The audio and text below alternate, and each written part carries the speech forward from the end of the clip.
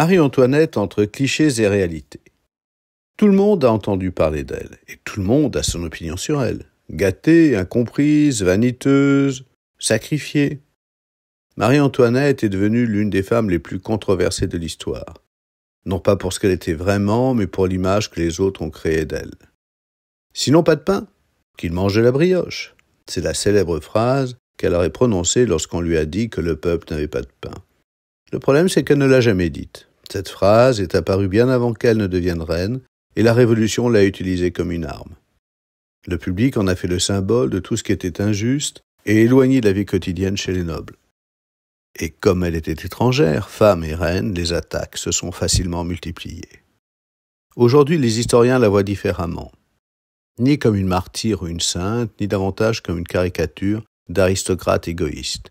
Nous voyons en elle une jeune fille arrachée à 14 ans hors de son environnement familial et plongée comme souveraine dans la vie de la cour la plus difficile de son époque. Nous voyons en elle une femme qui cherchait à s'affirmer dans ses amitiés, dans la maternité, en dégageant pour elle des espaces réservés hors du regard de la cour. Nous voyons aussi la muse et mécène pour la peinture, la musique, l'architecture, les arts décoratifs, ainsi que pour la mode. Mais nous ne pouvons pas ignorer ses faiblesses, son manque d'éducation intellectuelle, son inexpérience politique, son impulsivité dans une vie coupée du monde. Cependant, elle montra de la dignité, de la loyauté, de la force dans les moments les plus sombres. Ses convictions religieuses, forgées dans son enfance autrichienne, étaient restées ancrées en elle.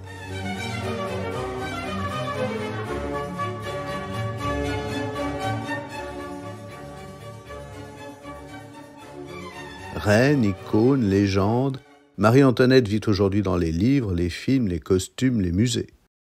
Les réalisateurs voient en elle une héroïne tragique, les stylistes une muse, les féministes l'exemple d'une femme qui a dû survivre dans un monde où rien ne lui était permis.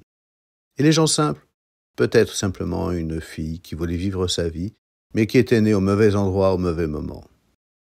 Marie-Antoinette était une icône de la mode de son époque.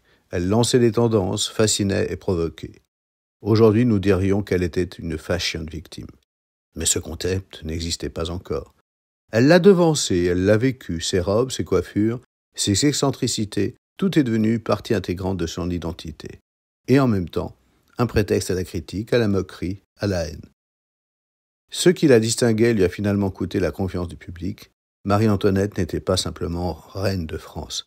C'était un être humain dont l'histoire nous fascine encore aujourd'hui et que nous voulons sans cesse raconter à nouveau.